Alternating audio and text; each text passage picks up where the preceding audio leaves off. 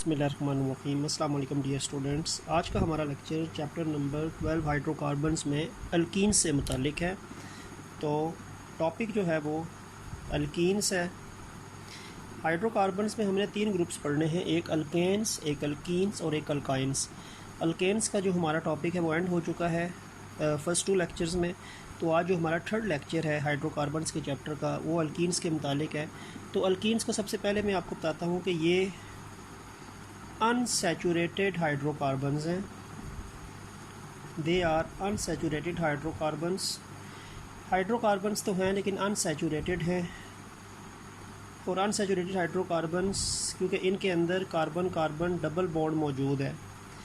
इनमें 2 कार्बन के दरमियान एक डबल बॉन्ड मौजूद होता है जो इनकी अनसैचुरेटेड नेचर को ज़ाहिर करता है, क्योंकि ये डबल बॉन्ड सिंगल किया जा सकता है। इसमें कोई एटम या ग्रुप ऑफ एटम आके इस बॉन्ड को सिंगल करके इनमें से किसी कार्बन के साथ अटैच हो सकता है। तो डबल बॉन्ड सिंगल हो सकता है एडिशन की वजह से। तो यानी इसमें कैपेसिटी है चीज़ों को ऐड करने की। तो ये अनसैचुरेटेड हाइड्रोकार्बन्स हैं। इनका जनरल फार्मूला जो है वो CnH2n होता है अल्कीन्स का, और इनका जो N है वो 2 से स्टार्ट होता है। अल्केन्स के अंदर जो N था, नंबर ऑफ़ कार्बन था, वो 1 से स्टार्ट होता था क्योंकि वो सैचुरेटेड था। अभी अनसैचुरेटेड है तो कम से कम इनमें एक डबल बॉन्ड होना चाहिए। एक डबल बॉन्ड के लिए 2 कार्बन होते हैं, तो 2 कार्बन में एक डबल बॉन्ड होगा ना। एक कार्बन में तो डबल बॉन्ड नहीं हो सकता। कार्बन हाइड्रोजन से डबल बॉन्ड तो नहीं बनाता। कार्बन कार्बन से कम एक डबल बॉन्ड बनाता है अल्कीन्स में। तो 2 कार्बन्स नेसेसरी है स्टार्टिंग के लिए, तो इसीलिए N जो है वो 2 से स्टार्ट होगा। तो C की जो नंबरिंग है वो 2 से स्टार्ट होगी। ठीक है, इस हिसाब से अगर इसका पहला मेंबर ज़ाहिर बात है C2 से स्टार्ट होगा, तो जो C2 होगा तो H2n का मतलब है 4 हो जाएगा, डबल हो जाएगा। जितना कार्बन का नंबर होगा हाइड्रोजन का नंबर उससे डबल हो जाएगा। तो फर्स्ट मेंबर इसका जो है वो C2H4 है। नाम इसका इथीन, इथीन भी कहते हैं इसको, और एथिलीन भी बोलते हैं या एथाइलिन भी कहते हैं। इथीन या एथाइलिन फर्स्ट मेंबर है इसका। इसी तरह सेकंड मेंबर इसका C3 है, तो H डबल हो गया 6 हो जाएगा। N का जो नंबर है उसको डबल करें तो H का नंबर बनेगा। इसका नाम है प्रोपीन, प्रोपेलीन भी कहते हैं, प्रोपीन या प्रोपेलीन। इसी तरह C4H8 ब्यूटीन, ENE आखिर में होगा, ब्यूटलीन या ब्यूटीन भी कहते हैं। ठीक है, C5H10 पेंटीन। तो आखिर में जो है वो ईन है, इथीन, प्रोपीन, ब्यूटीन, पेंटीन। क्योंकि अल्कीन है ना डबल बॉन्ड की वजह से ईन, तो इनके भी एंडिंग जो है वो सफिक्स जो है वो ईन पे है। तो ये मैंने इसके फर्स्ट 4 मेंबर्स लिख दिए हैं, ethene, propene, butene and pentene. ठीक है, अब इसमें अगर मैं इथीन को देखूँ ना, तो इथीन में ज़ाहिर बात है 2 कार्बन है। 2 कार्बन में एक डबल बॉन्ड, तो 2 कार्बन के दरमियान यहीं पे बन सकता है। इस कार्बन के 2 बॉन्ड बने हैं तो 2 बॉन्ड ही बनेंगे नए, वो H के साथ बनेंगे। इस कार्बन के भी 2 बॉन्ड बने तो 2 ही नए बनेंगे, H के साथ बन जाएंगे। ठीक है, तो ये इथीन का स्ट्रक्चरल फार्मूला है। कंडेंस करूँ तो इसको मैं क्या कर सकता हूँ, CH2 double bond CH2 condense कर दो तो ये बन जाएगा। ठीक हो गया। प्रोपीन का जहाँ तक ताल्लुक है, तो प्रोपीन में 3 कार्बन है, तो प्रोपीन के 3 कार्बन्स में 2 कैटेगरीज बन सकती हैं। डबल बॉन्ड में यहाँ पे बना दूँ तो इसको मैं सिंगल कर दूँगा, एक पॉसिबिलिटी तो ये है, या और कर दूँ मैं। दूसरी पॉसिबिलिटी क्या है, 3 कार्बन बना दिए, डबल बॉन्ड मैंने यहाँ पे बना दिया, अब ये सिंगल हो जाएगा। तो प्रोपीन में डबल बॉन्ड इधर भी बन सकता है तो ये सिंगल हो जाएगा, या पहला सिंगल बना दे दूसरा डबल बना दे, फ़र्क कोई नहीं पड़ेगा। बाकी हाइड्रोजन 6 ही हैं। इस कार्बन के पास 2 बॉन्ड बने हैं तो 2 नए बॉन्ड बनेंगे, वो H होंगे। और इसमें दूसरे के 3 बॉन्ड बने हैं तो 1 बॉन्ड बनेगा, मेरी बात है वो H होगा। और इसका 1 बॉन्ड बना है तो 3 बॉन्ड बनेंगे, वो H होंगे। अब हाइड्रोजन आप गिन लें, 1 2 3 4 5 6। और इसमें देखो तो इसके अगर इस हिसाब से मैं देखता हूँ कि इन 2 के दरमियान डबल बॉन्ड बनाया तो उसको सिंगल कर दिया, प्रोपीन ही है ये। इसके 2 बॉन्ड बने तो 2 नए बॉन्ड बनेंगे, H होंगे। इसके 3 बॉन्ड बने हैं तो एक बनेगा H, इसका एक बना है तो 3 बनेंगे H। ये दोनों प्रोपीन्स है, बोथ ऑफ देम आर प्रोपीन्स, ठीक है, ये दोनों प्रोपीन्स हैं, ठीक हो गया। अच्छा, तो फिर इसके बाद आप अगर हम ब्यूटीन पे आएँ या पेंटीन पे आएँ तो फिर हमारे पास कॉन्सेप्ट शुरू हो जाता है 1 ब्यूटीन या 2 ब्यूटीन, या पेंटीन में 1 पेंटीन या 2 पेंटीन। इथीन या प्रोपीन तक कोई 1-2 का कॉन्सेप्ट नहीं है, वो सिर्फ इथीन है और ये सिर्फ प्रोपीन है। लेकिन ब्यूटीन में 1-2 ब्यूटीन, 2 ब्यूटीन और पेंटीन और इसके आगे जो हायर हाइड्रोकार्बन्स हैं अल्कीन्स के, उनमें 1, 2 या 3 के नाम से भी उनके नाम के साथ एक चीज़ नंबर जो कांस्टेंट है वो ऐड होता है। तो उसकी बात अगर हम करते हैं तो उसको हम डिस्कस करें तो उसमें क्या आया कि चलो मैं ब्यूटीन की बात कर लेता हूँ, क्योंकि आपकी बुक में भी ब्यूटीन की एग्जांपल दी हुई है। तो देखें, सिंपल ही है, कोई रॉकेट साइंस नहीं है इसमें भी। ब्यूटीन C4H8, ठीक है, ये इसका। अब देखो 4 कार्बन है ना, 1 2 3 4, इधर डबल बॉन्ड बना दें तो इनको सिंगल कर दें। एक पॉसिबिलिटी ये होगी, एक पॉसिबिलिटी ये हो सकती है इधर डबल कर दें, इनको सिंगल कर दें, और थर्ड पॉसिबिलिटी भी है इसको डबल कर दें, इनको सिंगल कर दें, ठीक है। ये 3 पॉसिबिलिटीज़ हो सकती है ना। 2 कार्बन में डबल बॉन्ड होगा ना, तो वो ये 2 कार्बन भी हो सकते हैं, ये वाले 2 भी हो सकते हैं, ये वाले 2 भी हो सकते हैं। जहाँ पे आपने डबल बना दी, अगले बॉन्ड्स आपको सिंगल करने पड़ेंगे। अब हाइड्रोजन जोड़ देते हैं, इसके पास 2 बॉन्ड बने हैं तो 2 ही नए बनाएगा, ये H होंगे। इसके 3 बने हैं ना, तो ये एक नया बनाएगा। वो जो नया बनाएगा वो बेशक ऊपर बना दे या नीचे बना दे, किसी भी जगह बना दे। इसके 2 बने हैं तो 2H बनाएगा, इसका एक बना है तो 3H के साथ इसके बॉन्ड नए बनेंगे। आप हाइड्रोजन काउंट करो तो 8 ही हैं, 1 2 3 4 5 6 7 8। इसमें देखते हैं, एक बॉन्ड बना है तो 3 बनाएगा, वो H होंगे। सेकंड वाले के 3 बॉन्ड बने हैं तो एक बना देगा, इसके भी 3 बने हैं ना तो एक ही बनाएगा, इसका एक बना है तो 3 बनाएगा, क्योंकि कार्बन 4 बॉन्ड बनाता है, सिंगल टेट्रावेलेंट है। इसमें फर्स्ट कार्बन का एक बॉन्ड है तो 3 बनाएगा, सेकंड वाले के 2 हैं तो 2 बनाएगा, थर्ड वाले के 3 बॉन्ड बने हैं तो एक बनाएगा H, और आखिरी वाले के 2 बने हैं तो 2 बनाएगा। अब ये तीनों ब्यूटीन है, पहला भी ब्यूटीन है, दूसरा भी ब्यूटीन है, तीसरा भी ब्यूटीन है, ठीक है। डबल बॉन्ड की पोजीशन में फ़र्क आ गया, इसमें डबल बॉन्ड इधर बना दिया, इसमें इधर बनाया, इसमें इधर बनाया। ये तीनों C4H8 है, लेकिन अब क्योंकि अब इसमें 1 और 2 ब्यूटीन का कॉन्सेप्ट भी है। देखें, अब याद रखें कि अब डबल या ट्रिपल बॉन्ड वाले जो अल्कीन और अल्काइन होते हैं, इनमें कार्बन को नंबर हम देना वहाँ से स्टार्ट करते हैं जहाँ से डबल बॉन्ड करीब है। अब यहाँ से डबल बॉन्ड इस साइड से करीब है ना, वहाँ से देखो तो डबल बॉन्ड दूर पड़ता है, 1 2 3, 3 के बाद डबल बॉन्ड है। यहाँ पे देखो तो पहले के बाद डबल बॉन्ड है, तो डबल बॉन्ड जहाँ से करीब होगा वहाँ से नंबरिंग शुरू होगी। तो ये जो कार्बन होगा ना, ये कार्बन 1 होगा, ये कार्बन 2 होगा, ये कार्बन 3 होगा, ये कार्बन 4 होगा। ये 4 कार्बन मैंने बना दिए, 4 कार्बन ये ना ब्यूटीन में। नंबरिंग हमने वहाँ से देनी है जहाँ से डबल बॉन्ड करीब है। डबल बॉन्ड यहाँ से करीब है, वहाँ से डबल बॉन्ड दूर है, यहाँ से डबल बॉन्ड करीब है। अब डबल बॉन्ड स्टार्ट कहाँ से हो रहा है? कार्बन नंबर 1 से हो रहा है ना, डबल बॉन्ड 1 कार्बन से स्टार्ट हो रहा है। तो ब्यूटीन ये कौन सी होगी? That will be 1 butene. ये 1 ब्यूटीन है, जहाँ से डबल बॉन्ड की पोजीशन स्टार्ट होगी वो उस कार्बन से उसको 1 ब्यूटीन कह देंगे।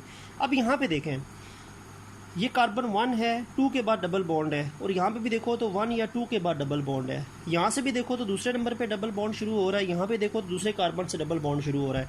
तो यहाँ पे नंबर आप इधर से भी दे सकते हैं, यहाँ से भी दे सकते हैं, जहाँ से मर्जी नंबर दें, क्योंकि कार्बन डबल बॉन्ड बिल्कुल सेंटर में करके है, एक तरीके सिमेट्रिकल पोजीशन पे है। तो यहाँ से भी दूँ तो 2 नंबर पे आएगा, यहाँ से भी दूँ तो 2 नंबर पे आएगा। चलो मैं यहाँ से दे देता हूँ, ये 1 है, ये 2 है, ये 3 है, ये 4 है। तो कार्बन 2 से स्टार्ट हो रहा है ना, डबल बॉन्ड 2 से स्टार्ट हो रहा है, तो ये कौन सी ब्यूटीन होगी? 2 ब्यूटीन होगी। This is 2 butene. जहाँ से डबल बॉन्ड स्टार्ट होगा उस कार्बन से उस ब्यूटीन का नाम बनाया जाता है। अब इसको देखते हैं, यहाँ से देखें डबल बॉन्ड कहाँ से करीब है, यहाँ से करीब है, इस साइड से डबल बॉन्ड करीब है, तो यहाँ से नंबर देना शुरू करेंगे। जहाँ से डबल बॉन्ड करीब होगा वहाँ से कार्बन को नंबर देना शुरू करेंगे। तो यहाँ से देखो तो कार्बन 1 से डबल बॉन्ड शुरू होता है, यहाँ से देखो तो 3 से शुरू होगा, तो मैं 1 से शुरू यहाँ से शुरू करूँगा। तो डबल बॉन्ड की पोजीशन कार्बन नंबर्स को आइडेंटिफाई करेगी कहाँ से शुरू करना है। तो यहाँ से डबल बॉन्ड यहाँ से करीब था तो मैंने इसको 1 दे दिया, ये 2 हो गया, ये 3 हो गया, ये 4 हो गया। अब कार्बन कहाँ से डबल बॉन्ड शुरू हो रहा है, किस नंबर से शुरू हो रहा है, 1 से, तो ये भी 1 ब्यूटीन है। दिस इज़ आल्सो 1 ब्यूटीन, ये भी 1 ब्यूटीन है, ये भी 1 ब्यूटीन है, क्योंकि वहाँ पे डबल बॉन्ड की पोजीशन 1 कार्बन से शुरू हो रही है, यहाँ पे भी 1 कार्बन से शुरू हो रही है। अक्सर बच्चे ऐसा करते हैं 1 2 3 4 यहाँ से नंबर देना शुरू करते हैं, फिर इसको 3 ब्यूटीन कहते हैं। ऐसा गलत है, नंबरिंग हमेशा वहाँ से देंगे जहाँ से डबल बॉन्ड करीब है। तो यहाँ से डबल बॉन्ड इस साइड से करीब था, ठीक है, 1 पोजीशन से करीब था, तो ये 1 ब्यूटीन है। यहाँ से वो 2 पोजीशन से करीब था तो वो 2 ब्यूटीन है। यहाँ से भी 1 पोजीशन से करीब था तो 1 ब्यूटीन है। तो ये पोजीशन ऑफ डबल बॉन्ड जो होती है, जहाँ से डबल बॉन्ड करीब होता है वहाँ से हम नंबर देना शुरू करते हैं कार्बन एटम्स को, और जो पोजीशन जहाँ से डबल बॉन्ड स्टार्ट होता है वो ब्यूटीन के नाम के साथ हम लिख देते हैं, वो नंबर लिख देते हैं, 1 2 3 जो भी है वो लिख देते हैं, ठीक है। तो ये ब्यूटीन्स में ये कॉन्सेप्ट होता है 1 ब्यूटीन 2 ब्यूटीन या 3 ब्यूटीन का। और कंडेंस करूँ, अगर मैं इस वाले को कंडेंस कर दूँ ना, तो देखो पहले कार्बन के साथ 2 हाइड्रोजन है CH2, फिर डबल बॉन्ड, कार्बन के पास 1 हाइड्रोजन है CH, उसके बाद कार्बन के पास 2 हाइड्रोजन है CH2, और आखिरी कार्बन के पास 3 हाइड्रोजन है CH3। तो ये कंडेंस हो गया, 1 ब्यूटीन कंडेंस हो गया। C4H8 है, 2 3 4 5 6 7 8 हाइड्रोजन है, 4 कार्बन है। इसको कंडेंस करूँ, पहले कार्बन के पास 3 हाइड्रोजन है CH3, दूसरे कार्बन के पास 1 हाइड्रोजन है CH, फिर डबल बॉन्ड शुरू हुआ, फिर 1 हाइड्रोजन CH, फिर 3 हाइड्रोजन CH3। ये इसको कंडेंस कर दिया। थर्ड वाले को कंडेंस कर देते हैं, CH3 पहला, फिर single bond CH2, single bond CH, double bond CH2। ये इस 1 ब्यूटीन को कंडेंस करते, तो कंडेंस भी आप इसको कर सकते हैं, क्योंकि कंडेंस स्ट्रक्चरल फार्मूला होता है, स्ट्रक्चरल फार्मूला होता है, मॉलिक्यूलर फार्मूला होता है, और डॉट क्रॉस स्ट्रक्चरल फार्मूला होता है, ठीक है। तो ये आपके पास ब्यूटीन की अरेंजमेंट थी 1 या 2 के, आपका कॉन्सेप्ट पता होना चाहिए। इसके बाद इसी अल्कीन से मुताल्लिक ही जो हमने टॉपिक पढ़ना है आज, that is journal methods of preparation of alkenes.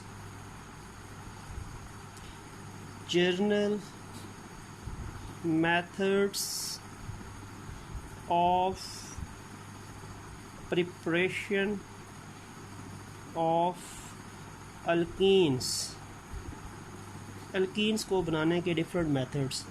Alkenes को बनाने के 2 मेथड्स हैं। एक है डिहाइड्रेशन ऑफ अल्कोहल, अल्कोहल्स की डिहाइड्रेशन, और दूसरा है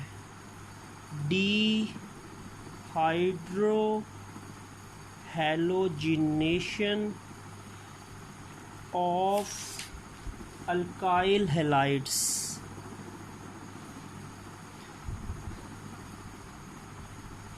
तो ये 2 मेथड्स हैं। There are 2 methods to prepare alkenes.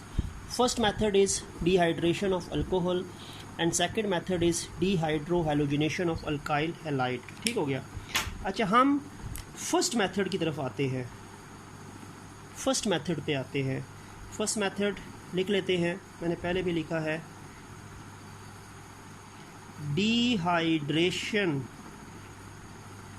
Of alcohols. Alcohols की डिहाइड्रेशन, ठीक है। अल्कोहल्स को डिहाइड्रेट करें तो आपके पास क्या बनेगा, अल्कीन बनेगी। पहली बात तो ये है कि डिहाइड्रेशन से क्या मुराद है। डिहाइड्रेशन का मतलब होता है रिमूवल ऑफ वाटर, पानी को रिमूव करना। किसी भी मॉलिक्यूल के अंदर से H2O, 2 हाइड्रोजन और 1 ऑक्सीजन एटम को, यानी H2O को वहाँ से रिमूव करना डिहाइड्रेशन कहलाता है, रिमूवल ऑफ वाटर। और अल्कोहल्स क्या होते हैं? अल्कोहल्स हमने एक फंक्शनल ग्रुप पढ़ा था, alkyl radical single bond OH, ये होते हैं जी अल्कोहल्स। अल्कोहल में ज़ाहिर बात है अल्काइल रेडिकल है, तो सबसे पहला अल्काइल रेडिकल मिथाइल है, ये भी हो सकता है, CH3OH भी हो सकता है, जिसको हम क्या कहते हैं, मैथनॉल कहते हैं, या मिथाइल अल्कोहल भी कहते हैं, या नया रूल मैथनॉल इसका नाम है, फर्स्ट अल्काइल रेडिकल। ठीक है, फिर इसी तरह इथाइल भी हो सकता है, CH3CH2 भी हो सकता है, इथाइल 7OH, इसका नाम एथेनॉल। और प्रोपाइल भी हो सकता है, क्योंकि अल्काइल रेडिकल तो कुछ भी हो सकता है ना, CH3CH2CH2OH, प्रोपेनॉल,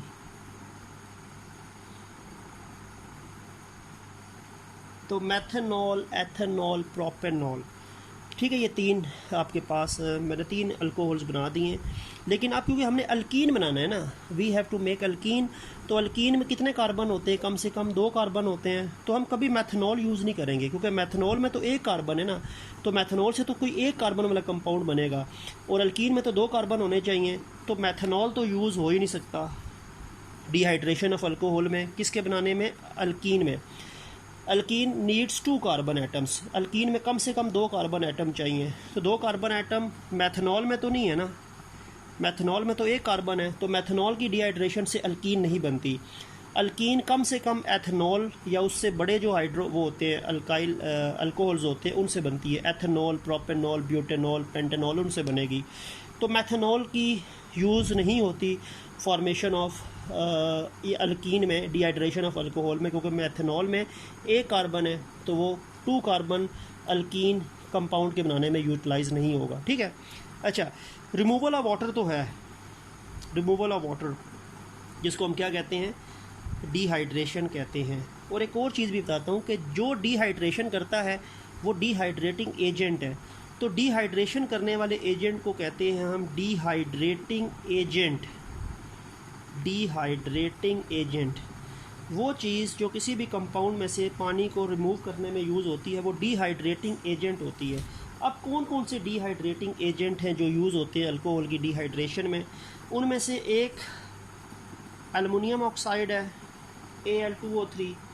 जब एल्युमिनियम ऑक्साइड यूज़ होगी तो उसके लिए आपको डिहाइड्रेशन में जो टेम्परेचर रिक्वायर्ड होता है that is 340 degree to 450 degree Celsius. यानी एल्युमिनियम ऑक्साइड जो है, एलुमिना भी कहते हैं इसको, तो ये भी डिहाइड्रेशन करता है इस टेम्परेचर पे। ठीक है, इसके अलावा एक डिहाइड्रेटिंग एजेंट होता है कंसनट्रेटेड H2SO4। कंसनट्रेटेड H2SO4 भी डिहाइड्रेशन करेगा, लेकिन उसके लिए टेम्परेचर होता है 140 से लेके 170 डिग्री सेल्सियस। तो डिहाइड्रेटिंग एजेंट कंसनट्रेटेड H2SO4 भी है एट दिस टेम्परेचर। ठीक है, इसके अलावा फॉस्फोरिक एसिड भी है डिहाइड्रेटिंग एजेंट। फॉस्फोरिक एसिड क्या है? H3PO4, ये भी डिहाइड्रेशन करता है। टेम्परेचर इसका मेंशन नहीं है, तो आप भी बेशक इसके टेम्परेचर को मेमोराइज़ ना करें। इसके अलावा फॉस्फोरस पेंटा ऑक्साइड P4O10 फॉस्फोरस पेंटा ऑक्साइड है, इसका एम्पिरिकल फार्मूला बनाएं तो वो P2O5 बन जाएगा ना, क्योंकि 4 और 10 कैंसिल हो जाएगा, 2 का टेबल है। तो फॉस्फोरस पेंटा ऑक्साइड है, ये फॉस्फोरिक एसिड है, ये भी डिहाइड्रेशन के तौर पे यूज़ होते हैं। Al2O3 भी डिहाइड्रेशन एजेंट है, कंसनट्रेटेड H2SO4 भी डिहाइड्रेटिंग एजेंट है। तो Al2O3 इस टेम्परेचर पे डिहाइड्रेशन करेगा, कंसनट्रेटेड H2SO4 इस टेम्परेचर पे डिहाइड्रेशन करेगा, और H3PO4 और P4H10 का क्योंकि बुक में मेंशन नहीं है, तो इसके टेम्परेचर को आप भी जहन में ना भी रखें तो कोई फ़र्क नहीं पड़ता। अब हम इसके रिएक्शंस लिख लेते हैं, कैसे डिहाइड्रेशन होती है, और उन डिहाइड्रेशन में मैं कंसनट्रेटेड H2SO4 और Al2O3 दोनों की एग्जांपल दे दूंगा ताकि आपको टेम्परेचर के हिसाब से वो याद रहे।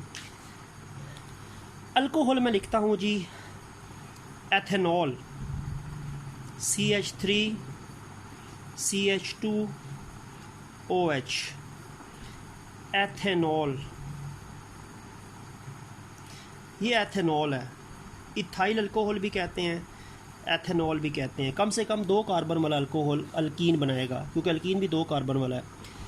ठीक है, लेट्स सपोज कि यहाँ पे मैं डिहाइड्रेटिंग एजेंट क्या यूज़ कर रहा हूँ, एलुमिनियम ऑक्साइड, एलुमिना, जिसमें टेम्परेचर 340 से लेके 450 डिग्री सेल्सियस है।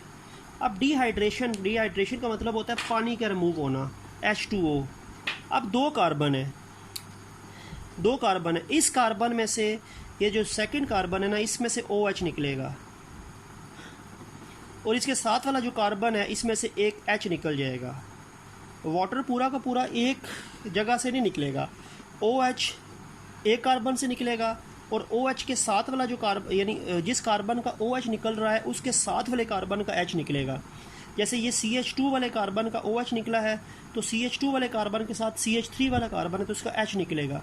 H इधर से निकल गया, OH इधर से निकल गया, इसका मतलब है इसका भी एक बॉन्ड कम हो गया, इसका ये वाला बॉन्ड कम हो गया CH2 वाले का, OH वाला, और CH3 वाले का एक हाइड्रोजन वाला बॉन्ड कम हो गया। तो मजबूरन इनको आपस में एक नया बॉन्ड बनाना पड़ेगा। वो CH2 रह गया, दरमियान में सिंगल बॉन्ड था, तो इसका बॉन्ड कम हुआ, साथ दूसरे CH2 का बॉन्ड भी कम हुआ, तो इनको आपस में डबल बॉन्ड बनाना पड़ेगा। ठीक है, कार्बन क्योंकि 4 बॉन्ड बनाता है ना, तो इन दोनों के 4 बॉन्ड बने थे, लेकिन CH2 का एक बॉन्ड कम हुआ OH निकलने से, CH3 का बॉन्ड कम हुआ H निकलने से। तो H और OH क्या है, वाटर ही है ना, ये तो मिलके वाटर बन जाएगा, HOH मिलके वाटर बन गया, और साथ पीछे आपके पास क्या बचा, यहाँ पे CH2 रहा, यहाँ पे CH2 रहा, बॉन्ड दरमियान में डबल हो गया। तो ये आपके पास एथेनॉल से अल्कीन बना।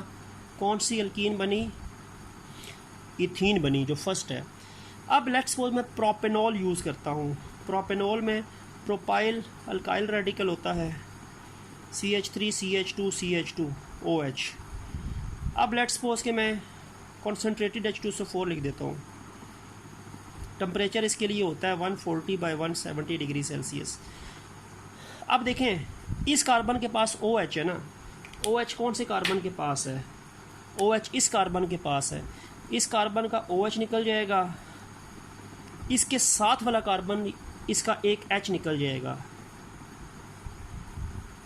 ठीक है, तीसरे को मैं नहीं छेड़ूंगा, जिस कार्बन का OH निकलेगा उसके साथ वाले कार्बन का H निकलेगा। तो OH इस कार्बन का निकला, इसके साथ वाले कार्बन का H निकला, H और OH मिलके क्या बना, वाटर बन गया ना। पीछे क्या बचा, ये CH3 तो वैसे ही है, उसको तो बिल्कुल भी चेंज नहीं हुआ, कोई तकलीफ़ नहीं पहुंची।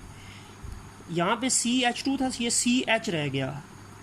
ठीक है, बॉन्ड सिंगल था, डबल हो गया, और ये CH2 बचा, क्योंकि CH2 का बॉन्ड कम हुआ OH वाला, और CH2 का एक हाइड्रोजन वाला बॉन्ड कम हुआ, तो मजबूरन इनको आपस में नया बॉन्ड बनाना पड़ेगा। CH और CH2 के दरमियान एक नया बॉन्ड बन जाएगा, क्योंकि जब निकलती हैं चीज़ें तो बॉन्ड बढ़ते हैं, जब चीज़ें ऐड होती हैं तो बॉन्ड कम होते हैं। तो इस कार्बन का OH निकला, इसके साथ वाले कार्बन का H निकला, तो दरमियान में एक नया बॉन्ड बन गया, और ये H और OH मिल के क्या बन गया, वाटर बन गया। और ये प्रोपेनॉल था। इस अल्कोहल का नाम क्या था, क्योंकि इसमें प्रोपाइल अल्काइल रेडिकल था, तो प्रोपेनॉल। और प्रोपेनॉल से जो अल्कीन बना वो कौन है, प्रोपीन है ना, प्रोपीन।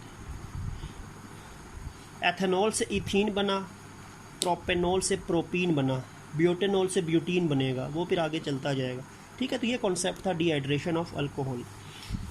सेकंड जो इसके अंदर आपके पास मेथड है प्रिपरेशन का, किसका, अल्कीन की प्रिपरेशन का सेकंड मेथड जो है, that is basically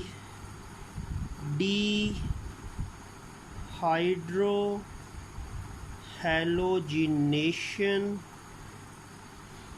of alkyl halides, जिनको क्या कहते हैं, शाबाश, halo alkanes. Good, halo alkanes भी कहते हैं। हेलो अल्केन्स में से डिहाइड्रोहैलोजिनेशन करना। डिहाइड्रोहैलोजिनेशन से क्या मुराद है, डिहाइड्रो 2 चीज़ें, फिर हैलोजिनेशन। इसमें बेसिकली क्या होता है, रिमूवल तो होता है। डी का वर्ड है, डी का मतलब होता है रिमूवल, तो इसमें रिमूवल ऑफ हाइड्रो का मतलब है हाइड्रोजन, और हैलोजिनेशन का मतलब है हैलोजन। एट सेम टाइम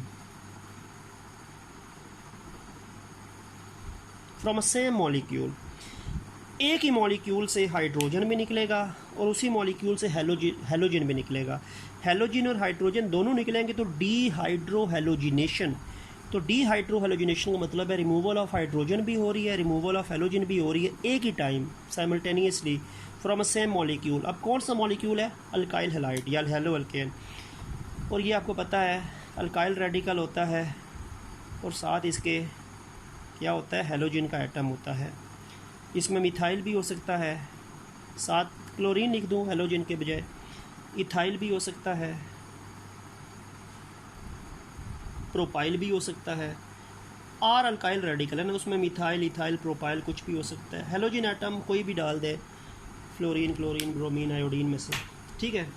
अब देखिए बेटा होना क्या है, अब क्योंकि मैंने अल्कीन बनाना है ना, तो अल्कीन में 2 कार्बन होते हैं, तो मैं ये इसको तो यूज़ कर नहीं सकता मिथाइल वाले अल्काइल हैलाइड को।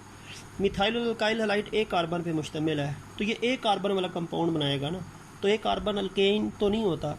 तो हम मिथाइल अल्काइल रेडिकल जिसमें मिथाइल होगा उसके अल्काइल हैलाइड से तो अल्कीन नहीं बना सकते। अल्कीन आपके पास बनेगी 2 या 2 से ज़्यादा वाले कार्बन एटम्स वाला जो अल्काइल रेडिकल है, यानी ये जैसे इथाइल क्लोराइड है या क्लोरोइथेन या प्रोपाइल क्लोराइड या क्लोरोप्रोपेन। तो इन 2, 3, 4 इन नंबरों से जो है वो अल्कीन बनेगी, 1 वाले कार्बन नंबर से अल्कीन नहीं बनती। तो ये जो फर्स्ट है क्लोरोमीथेन या methyl chloride, because it has 1 carbon atom, तो इससे तो अल्कीन की फॉर्मेशन हो नहीं सकती क्योंकि अल्कीन में 2 कार्बन है। तो ये आप सेकंड यूज़ कर सकते हैं, थर्ड यूज़ कर सकते हैं, इथेन क्लोरोप्रोपेन, इनसे आपके पास अल्कीन बनेगी क्योंकि अल्कीन में मिनिमम 2 कार्बन एटम का होना ज़रूरी है, ठीक है। अब एक और चीज़ भी आपको बता दूं कि डीहाइड्रोहैलोजिनेशन करेगा कौन? जैसे एजेंट होगा ना, जैसे डिहाइड्रेटिंग एजेंट की हमने बात की थी, कॉन्सनट्रेटेड H2SO4, एल्युमिनियम ऑक्साइड था, फास्फोरस पेंटाऑक्साइड या फास्फोरिक एसिड। तो ये जो डीहाइड्रोहैलोजिनेशन करने वाला जो एजेंट होता है ना, उसको हम कहते हैं डीहाइड्रोहैलोजिनेटिंग एजेंट। वो कंपाउंड जो डीहाइड्रोहैलोजिनेशन करने की एबिलिटी रखता है वो कौन होता है? That is basically alcoholic KOH। Potassium hydroxide को अल्कोहल में डिज़ोल्व करें तो वो अल्कोहलिक पोटेशियम हाइड्रोक्साइड बनता है, उसको हम अल्कोहलिक KOH कहते हैं। तो अल्कोहलिक KOH जो होता है वो बेसिकली डीहाइड्रोहैलोजिनेशन करता है अल्काइल हैलाइड की, ठीक है। तो यानी ये होना ज़रूरी है आपके पास अल्काइल हैलाइड की डीहाइड्रोहैलोजिनेशन के लिए। अब रिएक्शन लिख लेते हैं, आपको आइडिया हो जाएगा, कॉन्सेप्ट भी क्लियर हो जाएगा। सबसे पहले अल्काइल रेडिकल अल्काइल हैलाइड है ना, मैं इथाइल लिख देता हूँ, CH3CH2। अल्काइल रेडिकल में अल्काइल हो गया और साथ Cl डाल दूँ, ये अल्काइल हैलाइड है, ये अल्काइल रेडिकल है इथाइल और ये हैलोजन एटम है, ठीक है। इसमें डीहाइड्रोहैलोजिनेशन करनी है, पोटेशियम हाइड्रोक्साइड अल्कोहल की मौजूदगी में, अल्कोहलिक KOH कहते हैं। होना वैसे ही है बेटा। अब एक हैलोजन ना निकले और एक हाइड्रोजन ना निकले। हैलोजन इस कार्बन के पास है ना, ये हैलोजन है ना, तो हैलोजन इस कार्बन का निकल गया, इसके साथ वाली कार्बन का हाइड्रोजन निकलेगा, यानी जिस कार्बन के साथ हैलोजन है उसने हैलोजन रिलीज़ करना है, उसके साथ वाले कार्बन का हाइड्रोजन एटम निकलेगा, तो हाइड्रोजन भी रिमूव हो रहा है और हैलोजन भी रिमूव हो रहा है। पीछे यहाँ पे CH2 बचा, दरमियान में मजबूरन डबल बॉन्ड करना पड़ेगा क्योंकि इसका भी एक बॉन्ड कम हो रहा है, इसका भी बॉन्ड कम हो रहा है, तो वो ये डबल बॉन्ड हो जाएगा, ठीक हो गया। ये क्या बना? ये आपके पास क्या था? डैट इज़ क्लोरोइथेन या इथाइल क्लोराइड, अल्काइल हैलाइड था। इससे ये क्या बनी? इथीन बन गई। अच्छा पीछे क्या है? ये H और ये OH। अच्छा पहले क्या, पहले चले बताता हूँ कि ये Cl और ये K, ये मिलके बनेगा KCl, और फिर ये OH और H बचा, ये मिलके क्या बनेगा? वाटर बन जाएगा H2O। तो यानी एक कार्बन का जिसके साथ हैलोजन अटैच है उसका हैलोजन निकलेगा, उसके साथ वाले कार्बन का हाइड्रोजन निकला, तो इनमें दरमियान में डबल बॉन्ड आ गया, ये Cl जाके पोटेशियम से मिलेगा KCl, और यहाँ का इसका OH जो बचा और ये H मिलके H2O बनेगा। ये क्लोरोइथेन से मैंने आपको एग्जांपल दे दी है।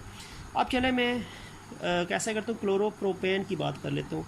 अब इथाइल रेडिकल, अब अल्काइल रेडिकल जो मैं यूज़ करता हूँ वो प्रोपाइल है। ये प्रोपाइल हो गया, दिस इज़ प्रोपाइल। अब हेलोजन में चेंज कर दूँ, ब्रोमीन लिख दूँ। ये अल्काइल रेडिकल है और ये हेलोजन एटम है, तो ये भी अल्काइल हलाइड है। इसका नाम क्या बनेगा, इसका नाम बनेगा